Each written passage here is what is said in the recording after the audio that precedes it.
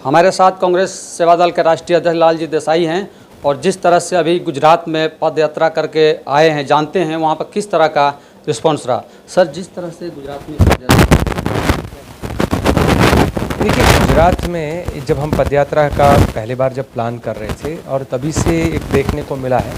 कि गुजरात की जनता भारतीय जनता पार्टी के 30 साल के कुशासन दुशासन से त्रस्त है। हम लोग लगातार वहाँ की जनता से जो सुन रहे हैं वो ये है कि भाजपा जब आई थी तो भय भूख और भ्रष्टाचार मिटाएंगे ऐसे नारों के लेकर, पर हकीकत जो है वो आज ये हो गया है कि भय भूख और भ्रष्टाचार भाजपा तेरा अत्याचार। भारतीय जनता पार्टी को लोग आज अत्याचारी, बलात्कारी, भ्रष्टाचारी,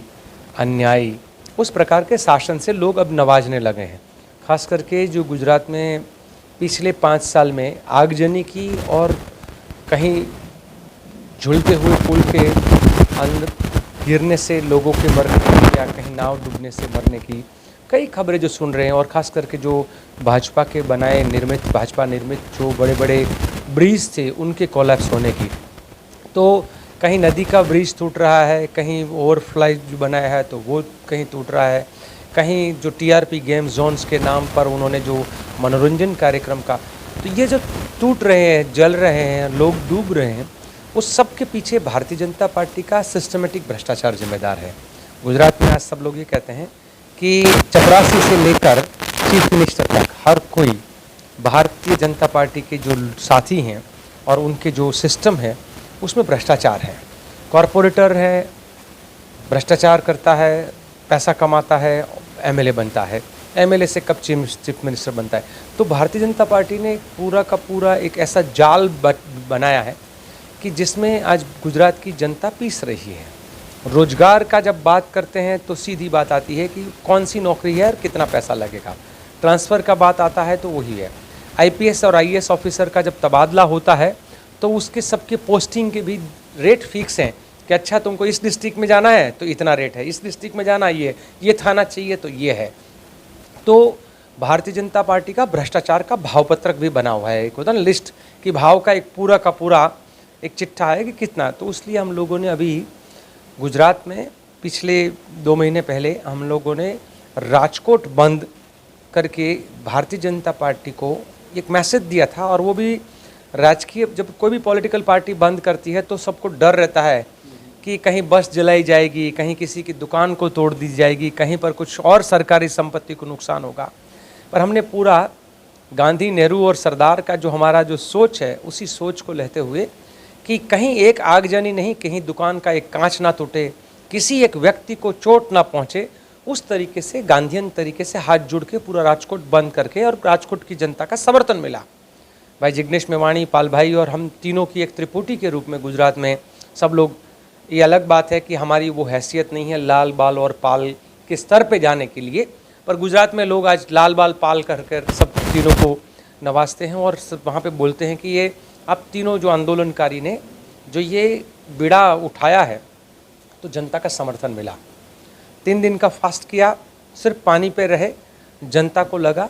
कि हम कोई पॉलिटिकल नौटंकी नहीं कर रहे हैं, हम तपस्या कर रहे हैं। हमने घर घर जाके सेवादल के साथियों ने 1.5 लाख परिवारों को पर्चा पहुंचाया और वो पर्चे में लिखा था कि अगर आपका अंतरात्मा कहता है तभी बंद करना है। आपको लगता है कि नहीं, आपको लोग जले, लोग डूबे, लोग मरे, उससे कोई मतलब नहीं है, आपको बिजनेस करना है तो आप अपना दुकान खुला रखिएगा। और आप मानोगे नहीं, हर किसी ने अपने दुकान के शटर वो आधे दिन के लिए स्वयंभू बंद करके एक मैसेज दिया कि लोगों के हृदय में आज भी संवेदना है और लोग चाहते हैं कि भ्रष्ट भाजपा शासन के खिलाफ आवाज़ उठे।